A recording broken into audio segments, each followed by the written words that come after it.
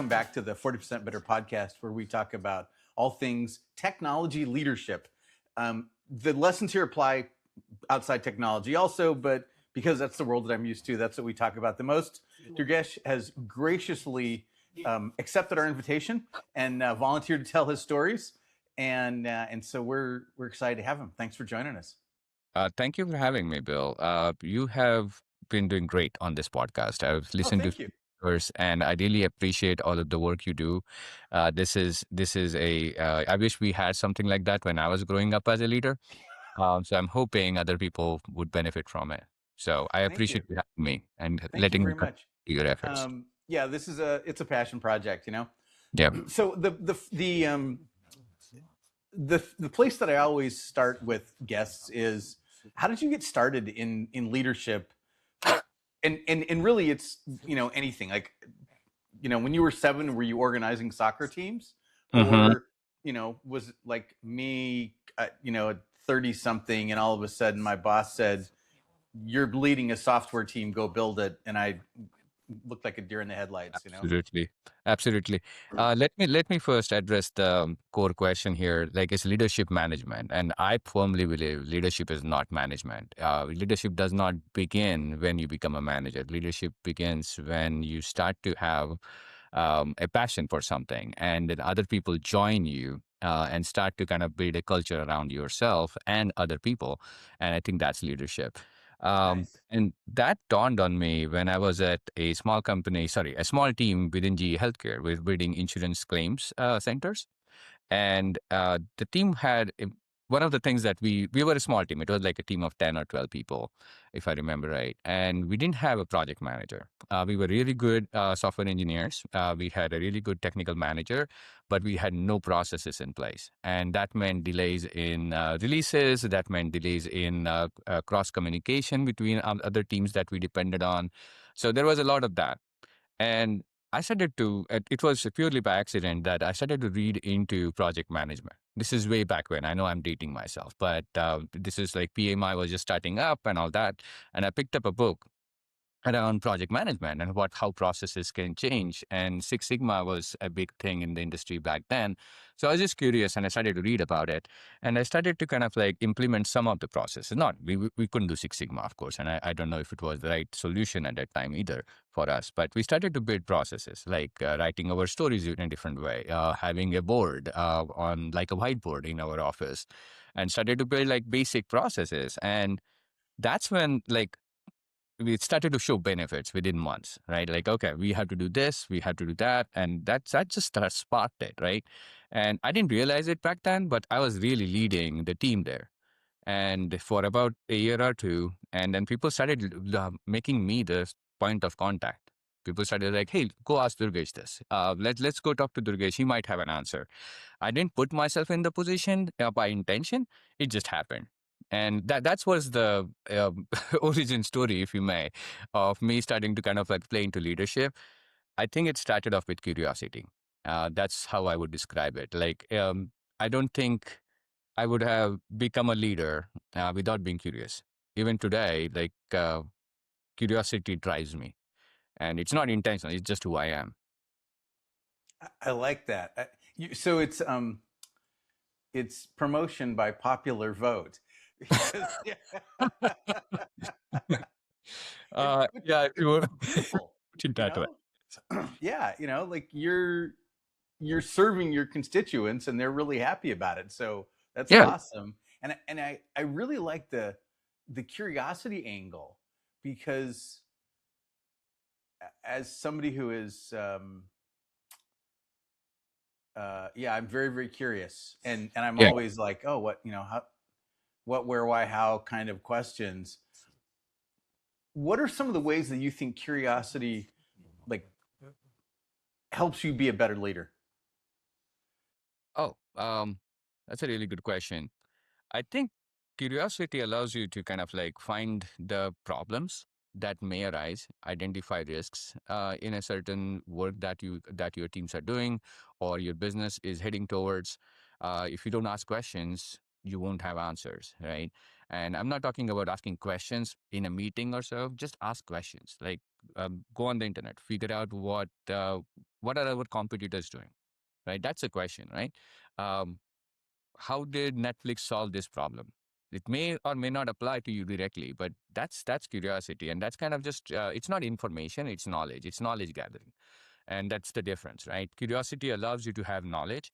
Um, you can have information. You can read about a book or around something that you're forced to read or something that you're working on right now, but just being curious about like, okay, how does the world work? Why does something happen the way it does? It starts at childhood maybe or even later, and it just kind of builds on it. And I think that really helps your leadership because it's not that you will have all the answers, but you will have all the questions.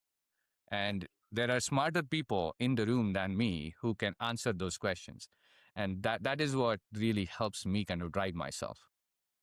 I I like don't know if that. I'm answering your question, but that's how I feel about curiosity. Yeah, no, I think it's a great direction, right? Yeah, Is you're you're looking for problems, you're trying to understand how other people have solved problems, you're looking for patterns, um, and and and I 100% agree to not be the smartest person in the room. I yeah, yeah, I try very hard. If I think I'm the smartest person in the room, I start looking for other rooms to go hang out in. absolutely. Yeah, You're in the wrong room. If you feel yeah, like you're the smartest person in the room yeah, consistently, I think you're in the wrong room. yeah. I need to go learn because I can't. It's a learning problem, right? Yep. Unless I'm teaching somebody, um, and then it makes sense. But otherwise, I really want to get Right. to where other people know more than I do, and what can I figure out? I like that. Yeah. Um, what kind of like? So, who are some of your favorite leadership books or Oh, leadership books. courses or speakers or whatever it is? Yeah, yeah. I really like Start with the Why book. I think Yeah. that's probably now that we are talking about it, I think it kind of like aligns with the curiosity question Yeah. that we just talked about. I think Simon Sinek is an amazing influencer, by the way. That's his book, and Hmm. I actually started to really understand the profession of leadership, if you may, through his podcasts way back when. And Start with the Why is a most favorite book that I read at that time. It has that specific, like, you need to kind of like portray the beginnings of the problem rather than portray the solution of the problem that you're presenting.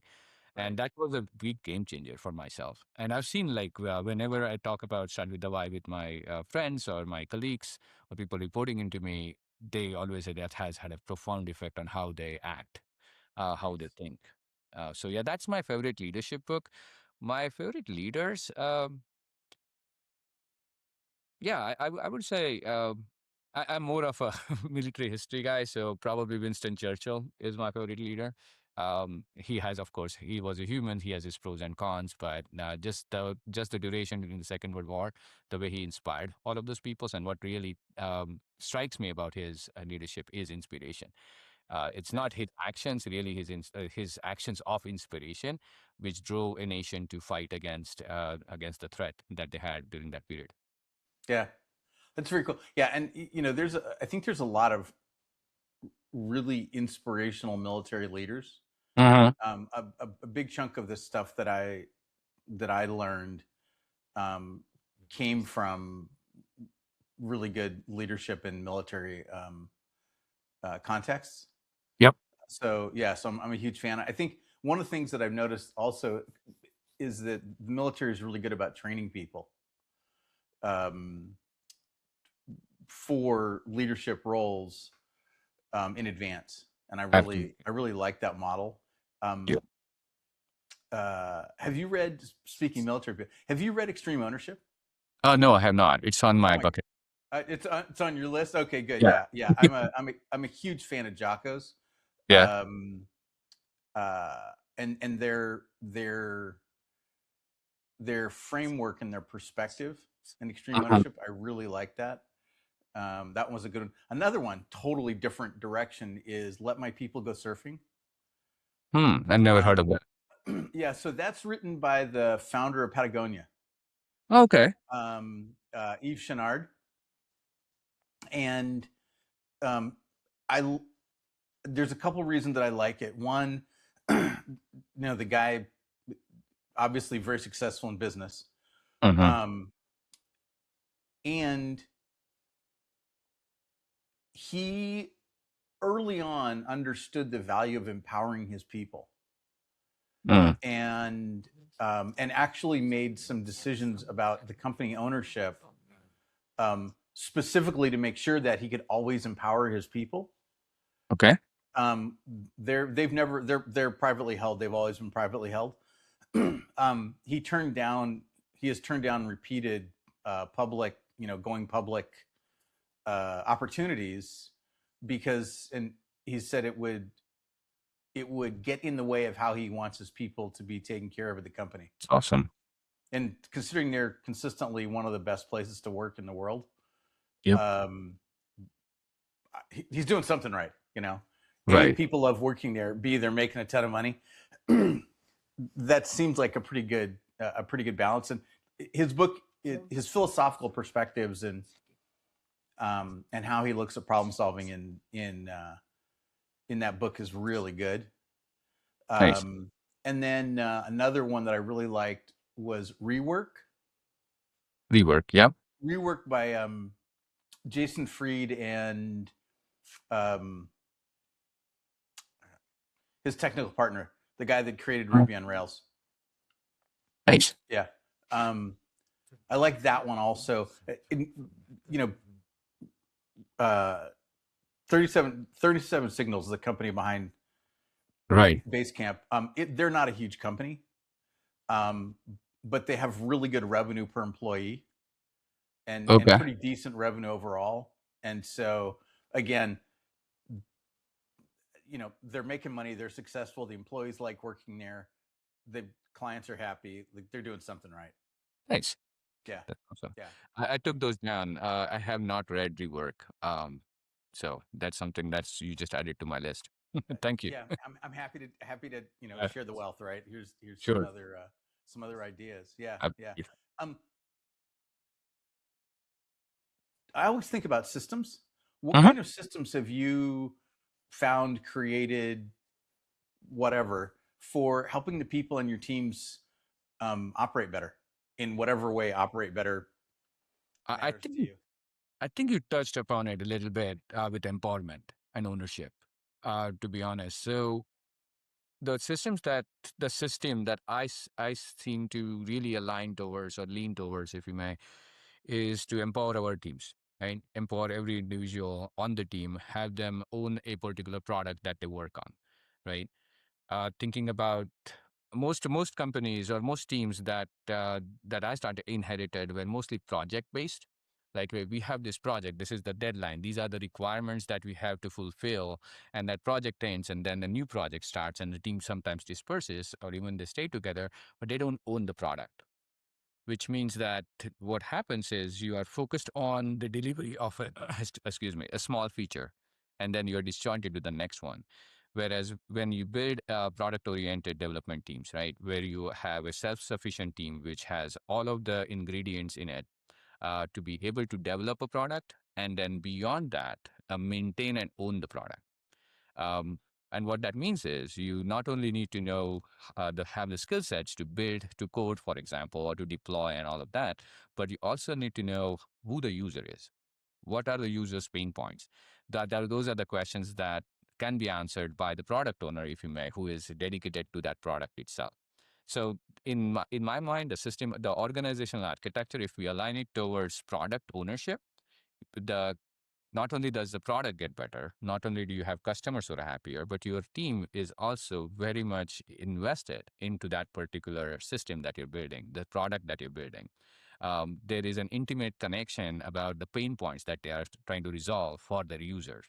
And who doesn't want to solve somebody else's pain points, right? And so it's basically inherent human behavior which comes into play.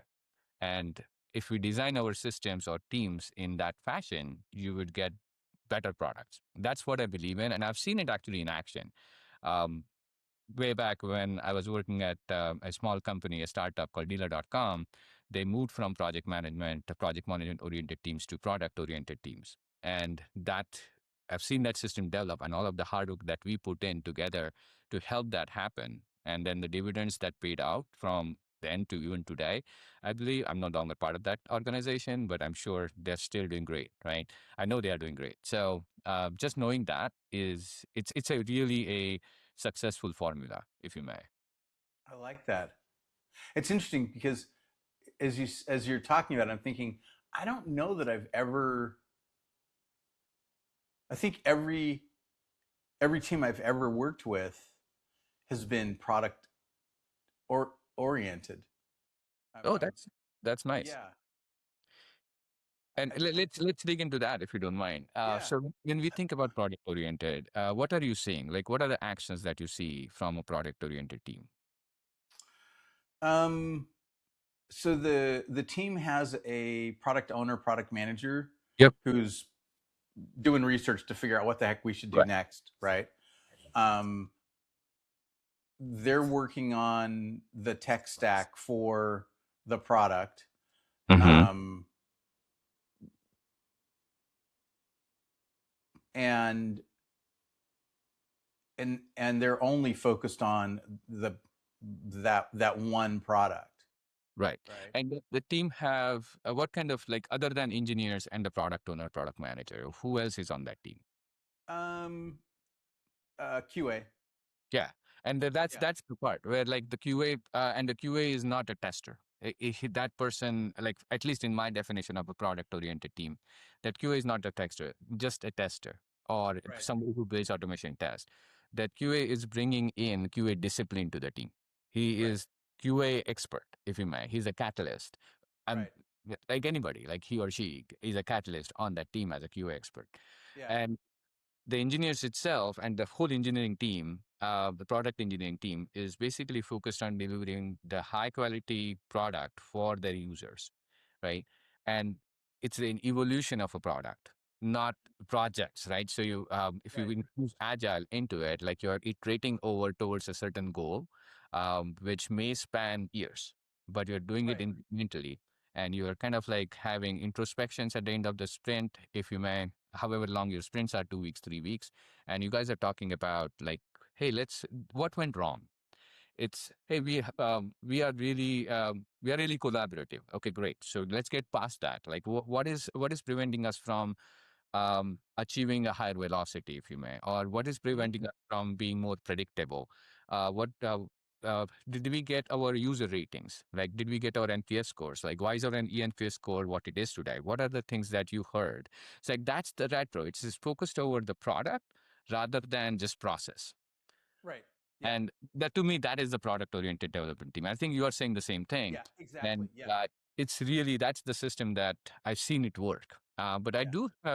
I do know a lot of companies or teams which are they call themselves product oriented, but they behave as a project oriented team, right? They have all the right Interesting. ingredients and they're focused on a deadline.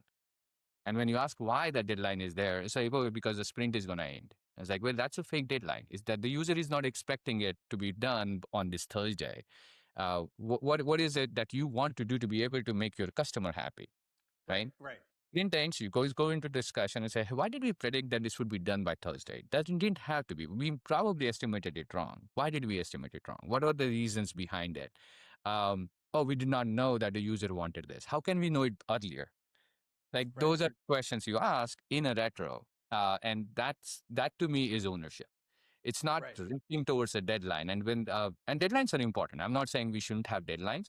I'm saying it's more about we should have deadlines, but there should be a valid reason as to why we need to meet that deadline.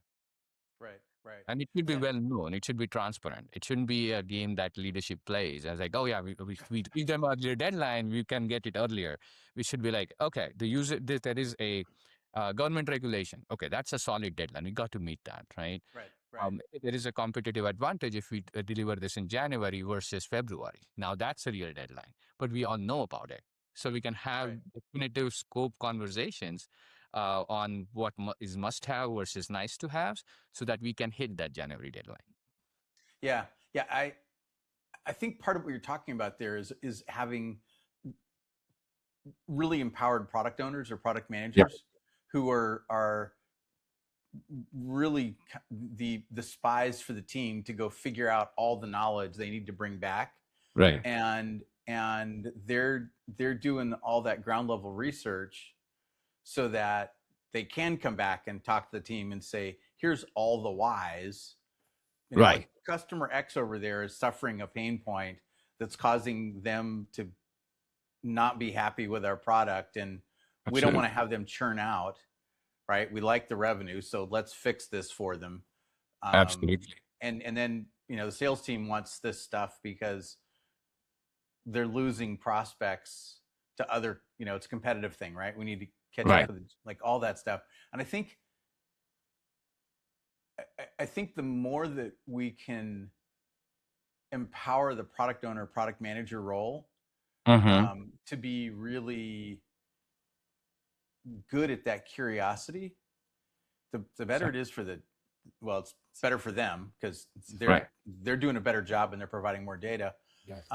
But also it really helps the team understand, kind of back to the whole start with why thing, like why we're doing this. Right. Why is Durgesh telling us to go build this thing? Mm-hmm. Oh, it's we totally get it. It totally makes sense, and then we can go have fun with it. Yeah, that I think Absolutely. that yeah, yeah, and I Absolutely. don't. Right. I, I think because I started off my career at startups where that that was part of my job description. Like I had to go figure out the stuff that we needed to build. I was a de facto product owner. Um, I just always assumed that was the way to go. Like I never. I was at a larger company where even though I was in the product team, um, I wasn't working on product like everybody else was, and I Yep. was really startled when I was talking to people who weren't doing the research, Right. and and I was like, wait a minute, you're talking about features, but you haven't talked to an end user. Like, how do you know they care? Like, Exactly. oh, you could be completely missing the thing that they really care about, Right. and you're building something that they're like, yeah, so what? Like, Yep. and I was I was I was fascinated that they had that perspective, and Mm-hmm. that their leadership didn't stop them from that. Like, didn't say, wait a minute, you got to go talk to people. Right. Um, and I was kind of appalled because I could see the oh god, the potential for driving a product like off the rails, Yeah. and Absolutely. I yeah, it just blew my mind when I was in there. I'm like, you need to be talking to people. Right. What? And one of the things that a self-empowered team will do for you is when you have a product owner who doesn't know for whatever reason, maybe he or she has not been able to kind of like find time or has been overloaded and comes to you with like, hey, here is a story I wrote. And it doesn't have the actual use case behind it. It's like, just do this, right? If you have self-empowered teams, they will push back. They'll go, hey, buddy, I really don't understand why we are doing this. How can I help you to find out the why, right? Yeah. That would show up in a retro. And the product owner Yes. would probably then go, hey, I'm too overstressed. Okay. And that's heard by the engineering manager or the product manager. And then the problem can be resolved, right? That's Right. the Right. that's the beauty of a self-empowered team. It not only just delivers great product, but it can also solve organizational issues completely by osmosis, right? Yeah. It doesn't have to be an escalation. Um, um, that's the benefit I've seen. It's a very like an osmosis-driven, self-driven system which works. It makes the task of leadership difficult, no doubt, because you get a lot of feedback from the teams almost on a Hmm. daily basis or a sprint-wise basis, but it really helps the business. Yeah. And it takes a lot of effort to get your teams to be there because most engineers think we are engineers, we only code. Most testers, QA engineers say, hey, I'm a tester, I test. I'm a product owner, I write stories. Well, who is representing the product if that is the case? right? Yeah. And that team, when you own it, it's not just creating stories and writing stories. It's also about making maintenance, having security in a system. Security is a product feature. Having conversations, like it's not engineering versus product conversation before, right? You've been in those, right? So Right. where engineering goes, hey, we have a security vulnerability. Product goes, no, we have to deliver this feature. Great. Do you, right? So it's a versus B rather than A plus B, or a definition of some combination of a C with A plus B minus something, or A minus something plus B. Like that conversation doesn't is difficult to get when you have a matrix organization. Right. Acts as a matrix. I'm fine. I'm fine with a matrix organization, which then has horizontal bars around it, which are product ownership. And that's the system, right? If you take it up from a 40,000 feet level, that's how your organization should look like. You got products, you got engineering, you got sales, but across the board, you have this product is owned by this group. Right. And Yeah. that's the Yeah. difference. Yeah. I like that. I guess I've been super lucky because, with one exception, Hmm. that's how every company I've been at has operated. That's awesome. Yeah. Again, most of my career has been smaller startups, or smaller Right. smaller companies where that was just how they organically had had been going. Right. Um, You bring up a good point, though. Like small startups, it's easier to do implement this, right? There is yeah. co-ownership of that, right? But Yeah. as you scale, that becomes very difficult to manage because now you need something which can allow you to create that horizontal bar across more people. Right. Previously, everybody in that startup could fit in this office. Right. Right. Right. Now you have a three-story building. That's going to be difficult to do. Yeah. Yeah. And I think it's, you were talking a minute about the effort of Hmm. making that happen. I think it's one of those things where it's a it's a worthwhile investment. You got to pick where's your effort going to go, right? Right. And I think if you're doing that the the product driven teams approach, everybody in your 3-story building is all focused on the same product Right. because you've gotten big enough. Absolutely. Then that's okay. And as long as everybody's, we're all pointing in the same direction, then I think that totally makes sense. And uh, good, bad, or indifferent, I think, part of being good executives is recognizing the efficiency of that Hmm. and signing up for the work. Oh, absolutely. As I mentioned before, right? Like when we were tasked with doing this, and it was thanks to the actual executive leadership and the owners of the company who said, this is a worthwhile investment. We have strayed too far away. We have grown too big to be able to get the outcomes that we used to when we could fit in this office. Right. Now we are much larger organization. We need to put in an effort to get back to this. How can we do it? And how Yeah. much it's going to cost? And they did that math because if they hadn't, they wouldn't have been that successful. Right. Right. Yeah. Yeah. It's, I mean, I think that's one of the things that's smart executives do is they figure out the math. Yeah. They figure out, okay, what do we do? How do we make this work? And I, props to them for being curious and having the self awareness and the self Absolutely. confidence to say the direction that we're going right now is not going to get us the best outcomes. Exactly. And that's a uh, it can be challenging for folks to say that I turned left and I've been going down the wrong road in the wrong direction. I need to turn around and go back the other Oh. way. You know? That is, you're absolutely right. That is a big leadership trait. Not having the ego. Yeah, And having the humility to say, I'm a human being. I make mistakes too, right? yeah, So yeah. yeah, and it's important for me to kind of recognize the mistake and switch around. Right. It's Yeah, just I think it's the core skill set of a leader because the impact of that mistake is very, very big. So it's very difficult for some leaders to be moving that. So that's a very important leadership trait to have to be able to switch around and say, hey, I made a mistake. let's pause. Let's go in another direction. I like, yeah, humility. Yeah, Humility, exactly, yeah, exactly. yeah, yeah. It's interesting, that you're talking about people being human, and we all make mistakes, and that's Yeah, just, that's what happens. Yeah, yeah, yeah, exactly. yeah. We're none of us are perfect yet, so we're still Yeah, working on it. Yeah, hundred yeah, percent. yeah. Um, Internally, how do you grow people? Like, Um. do you have systems for growing people? Like, Oh, I'm guys.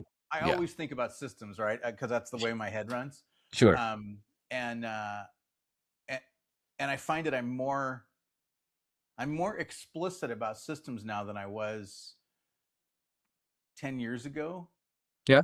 just because I've seen I maybe confirmation bias, but it seems like Mhm. everything I look at, I'm like, oh wait, there's a system there, and these are Right. the parts that I understand. Those are the parts that I don't, but I still get that it's a system. Right. Um, it, how do you? We mentioned the military. The military is really good about Yeah. systems for promotion, right? Right. Um, do you guys have any? Do you guys do anything like that?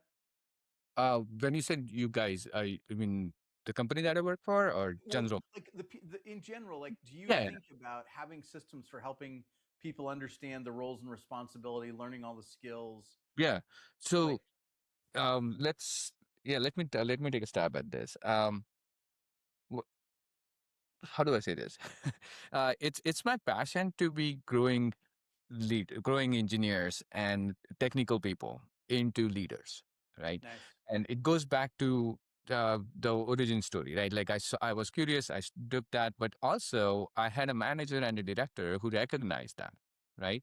And they coached me on it, and they helped me understand what I was doing and what the actual benefit was. Because as an Nice. engineer, I was trying to solve a problem. What I was really solving was the culture of the organization, right? And they Yeah. recognized that. And so I was really blessed to have leaders around me who helped me understand that, helped me coach it. I think that's the system, right? You recognize, and that's what I've been trying to pay back to the community, the tech community, if you may, um, to be able to say, hey, I see what you're trying to do.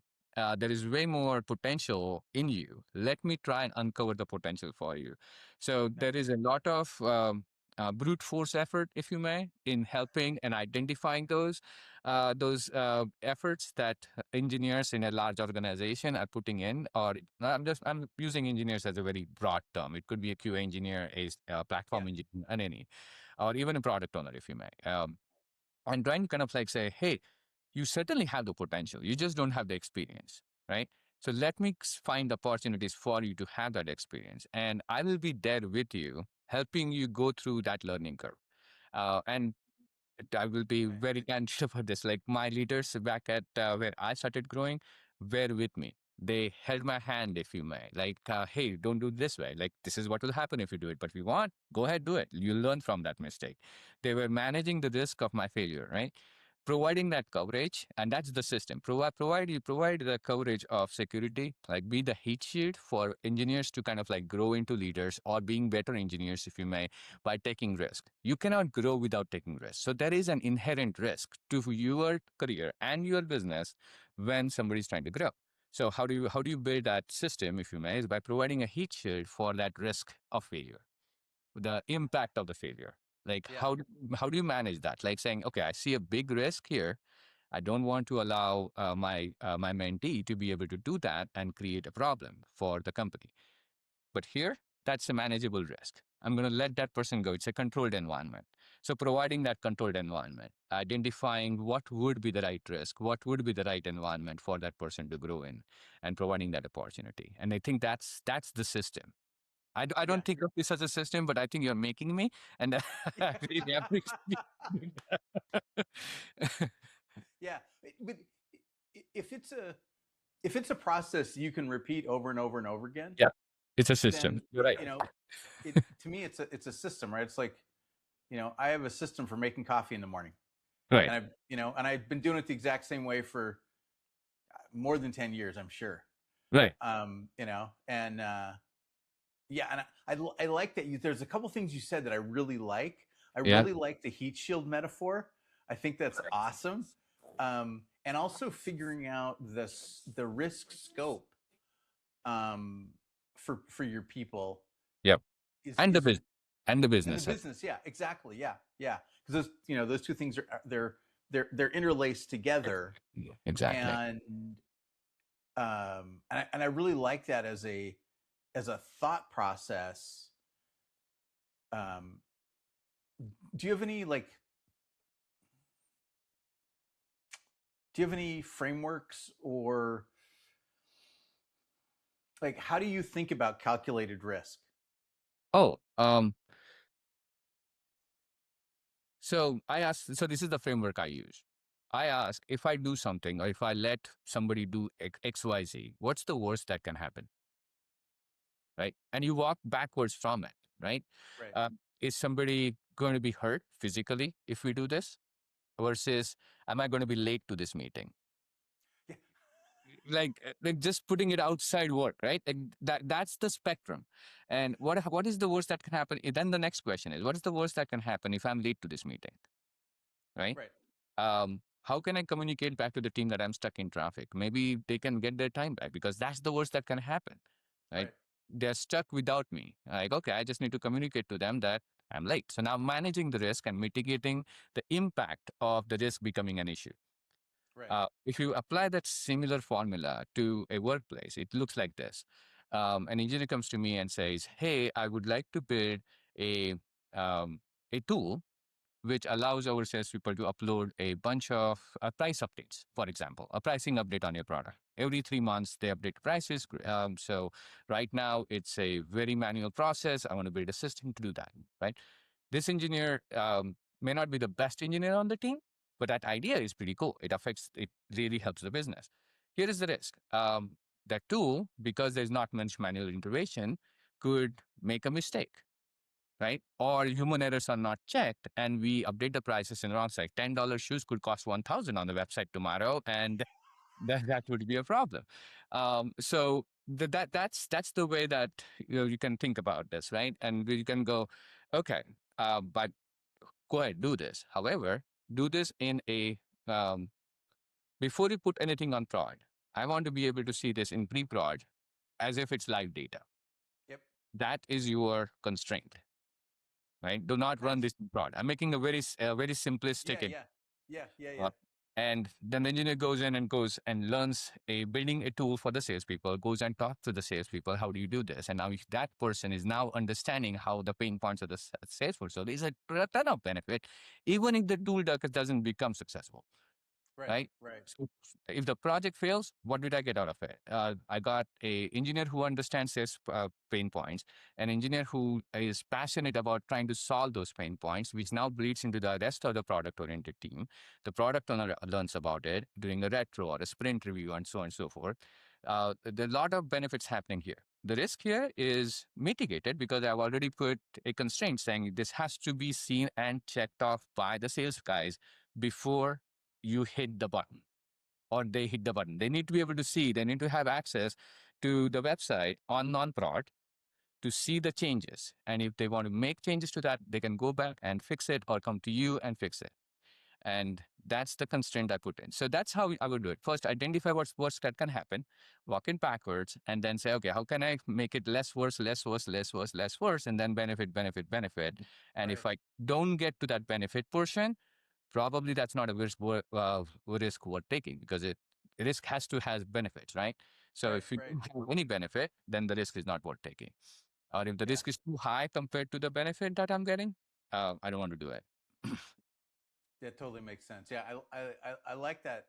I like that approach. Yeah. Yeah. It's good. Yeah. Kids and it's super helpful for the engineer because they're getting all kinds of extra knowledge Right. that they didn't have before, which in my opinion, the more you know, the better you can be at your job. You Exactly. know, It I have yet. inspires it inspires curiosity too, right? Like you Yes. will ask those questions, and Yeah. that's what Yeah. leadership is about. If you go back to our original hypothesis that curiosity builds leadership, then Yeah. this is an example of encouraging curiosity in an engineer. Yeah. Yeah. It's one of the things I also find that I and I really like it because you're explicitly talking about it is this idea of internal networking. Mm-hmm. And I think one of the biggest frictions in Right. in careers for folks in technology is that they don't do enough internal networking, and so they don't, like, if you're going out and talking to salespeople and you're like, hey, Right. whatever, tool, right, Yeah. that you're opening up a doorway where now the salesperson's going to call the engineer and go, hey, that tool was really cool, we've got this other problem, right? Is Yes. there any way that, like, you could blah whatever, right? Because Right. the engineer, the imagination of the engineer is not going to, like, give them that there's this problem existing. But Correct. when the sales rep calls them or texts them or whatever, right, Slack, then all of a sudden they're like, oh, well, yeah, okay, we didn't know about that, Right. and that's one of those pieces that, everybody that I talk with, that's like, how do I advance my career? I'm like, go talk to other people in the organization, Yes. because Um, there's so much you'll know that today you don't know, right? absolutely. Yeah. Um, I like to I would like to kind of like share my story here. So I was an engineer way back when in GE Healthcare, and we were building radiology information systems. The first radiology information system as a SaaS product on the web. Mm-hmm. And my team was dedicated towards building a scheduling and tracking system. So it was focused towards schedulers in a hospital, right? We had amazing product managers, and we were a group of five. Um, Stereotypical engineers, if you may, like very introvert, just heads down, learning how to code. This was way back when JavaScript libraries were new in the industry and so on and so forth. So it was very exciting times to be an engineer, building Web 2.0 apps, if you may. And that's the environment that I'm trying to describe. And we already had a radiology infrastructure product. It wasn't a SaaS product, right? So we had some requirements and we were trying to duplicate them. And we had, so one of the things that I got stuck in is like, I don't understand why we are doing a certain component. Like, I don't, whatever I do, it kind of like becomes the solution is becoming too complex. Right. Right. And yeah, we could solve it, sure, but it will take a lot of effort to solve it. And I don't know if it's worth it. So the mature me of today, now that I can express it, is like that's not actually how I was thinking, but this is what the result of that thought process was, right? So I walk over to the product manager and I say, hey, I don't want to describe the problem because I will butcher it now. It's been too long. But there was a certain thing that didn't work for the schedulers, right? Like, oh, I remember having physicians and your allergies on the same page. Because if you have a physician who is scheduled from 9 to 10, and if you have an allergy to a medicine that you have already taken before your exam, and the next medicine is going to be that much, so that slot would kind of like collide with each other, and you can't do that, right? So that would be complex. And I was like, does this really happen? And she goes, no, it doesn't. She was a nurse in her previous lives. I said, no, it doesn't. It can never happen. I was like, how do you prevent it? Oh, there is a checkbox that you have to fill in the form, and that form allows us to say so on and so forth. Something would happen behind the system. I'm like, do you want to replicate that workflow? And she goes, no, what we need to do is to import that form.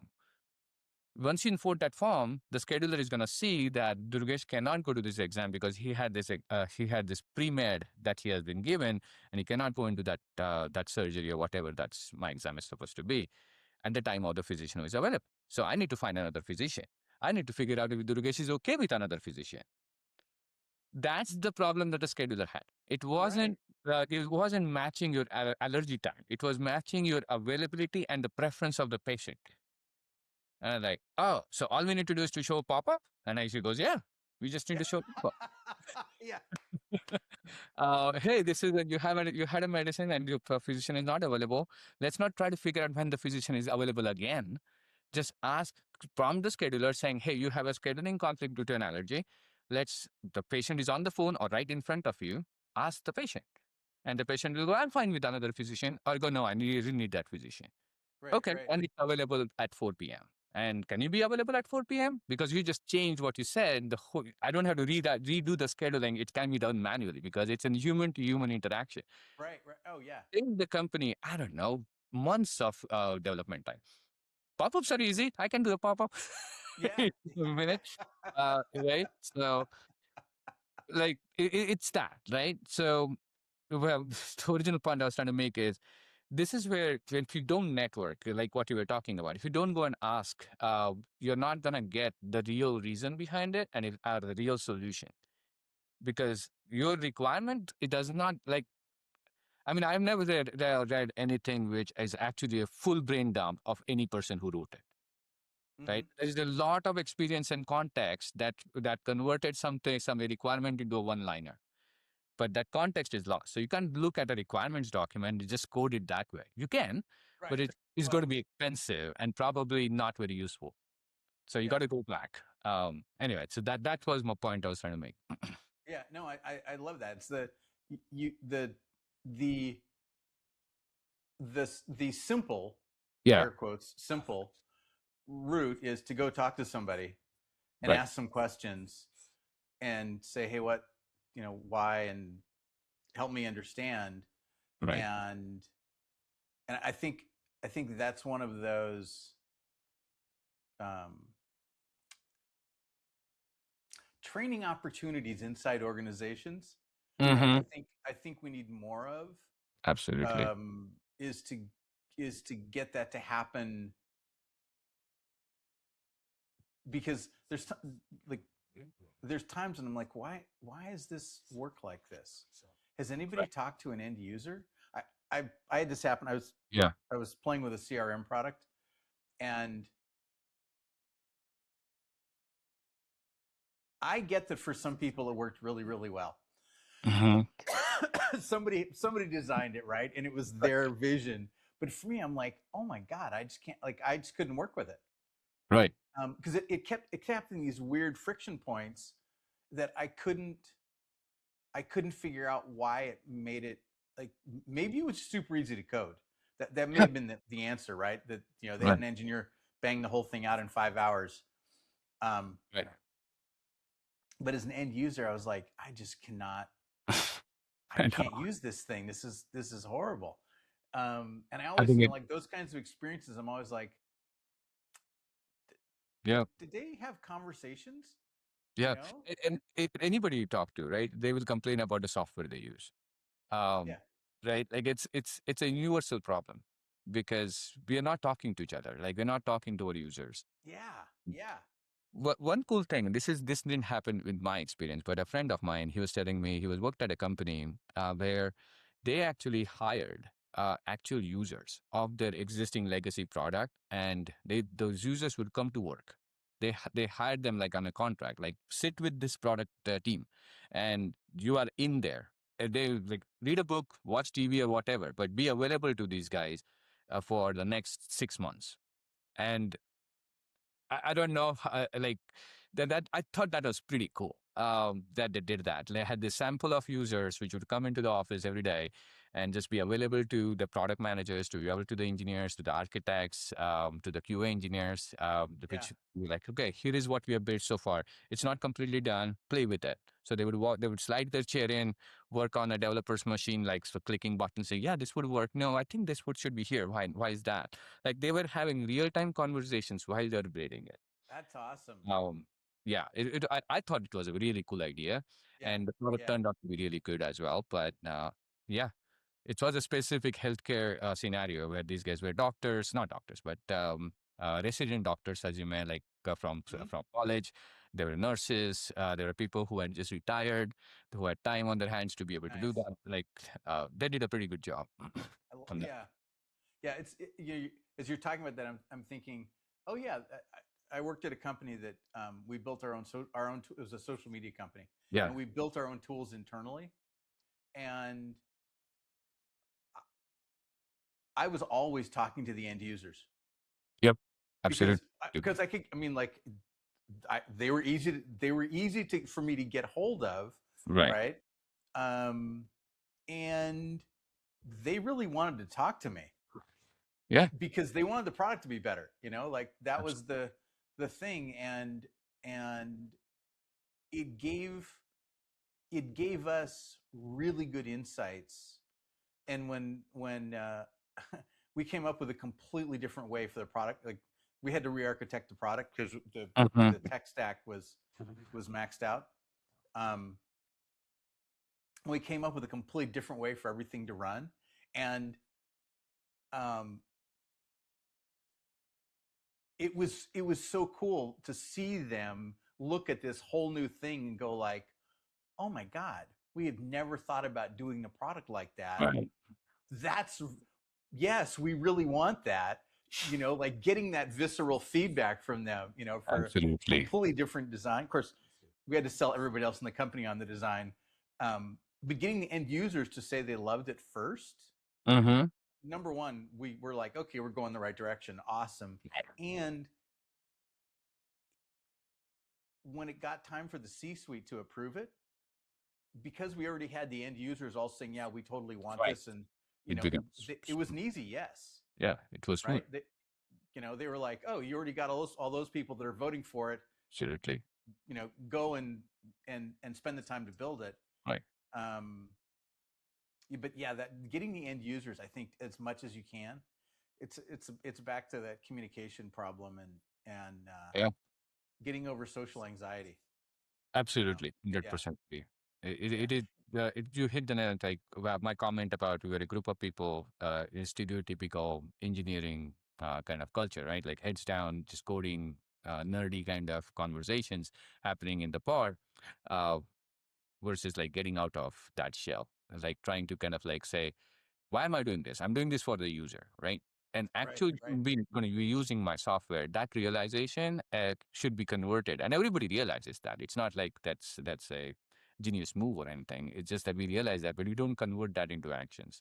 Thus, getting out of your shell and talking to the product manager, talking to the user, man, it's not just going to get you a better product, but it's going to help you understand and build better software and Yeah. build solutions for your users. Do you have a system for helping your people do that? Yeah, I try. It's not a perfect system. and Okay. when you say system, I'm like, wait, hold on. I know what he's saying. It's more of an organic process. But yes, I think I do. It's certainly not perfect. Um, one of the things that the product owner being embedded into the team and part of the team is important, right? That's the first thing, right? Yeah, So yeah. it takes time for that product. It's not a, hey, they work in this product organization, right? It's me versus them kind of mentality. It happens when you're in a different group. But hey, you're now in the same group. You own this product together, right? That's the Right. first mental shift that happens. The second one is in sprint planning or when you are doing backlog refinement, asking those questions, enabling the product owner to say, hey, I've written this, but I'm not sure, right? Yep, yep. Not putting all of the weight on defining the story and defining all the acceptance criteria and the requirements, and it's not the sole ownership of the product owner because, hey, you own the product, which Right, means you own right. the stories that are written in Jira, you own the code, you own the test plans, you own the automated tests, you own the deployment plan, you own the stuff on the cloud, the resources on the cloud, the whole shebang, right? Right. So your product is not the only thing that is not the thing that is the one that is shipped. The product is the whole process and the in the solution. So having that as one thing in the backlog refinement, let's close five people in a room and the product owner is talking about this is what I wrote, and then the engineer goes, I don't understand that one, right? Yeah. Not only from the perspective of I'm writing this code. Oh, I don't know. Can you? That's a really good point. Let's go and talk to the sales guy who sits in the next room, right? Yep, Or yep. maybe invite that guy in here, and then they have that conversation. It just kind Yeah. of breaks the ice because you just have one single unit now. You have the Right. product one, you got the engineers, you got the test engineers, you got the platform engineer, all sitting together, trying to figure out what is it that we want to do Right. Right. every Yeah. single week or every once in 2 weeks, however big your sprint is, right? So Right. you're doing that regularly, and at some point, that shift is going to happen. The cultural shift is going to happen. Right. Yeah. Like as I said, it's not a perfect system, but it's an organic system that relies on people being people. Yep. Yep. And I think it totally makes sense. You know, it's like Yeah.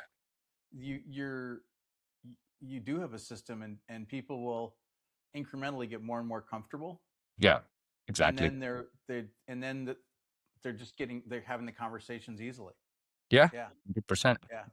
I love it. This has been awesome. I Same. appreciate your insights. This has been great. I'm looking at the clock and going, you may have something else to do today other than just talk with me. Um, this has been super cool. Any last words of wisdom? No. Um, uh, well, maybe these are the wisdom words. I'm not a wise guy. Yeah. So, no, nothing. I just want to thank you. Thank you, Bill, for Oh, having me. thank you. This has been really awesome, entertaining, and I learned a few things too, which is the Oh, goal of good. the conversation that we should have. So I Cool. really Thank appreciate you. Thank you.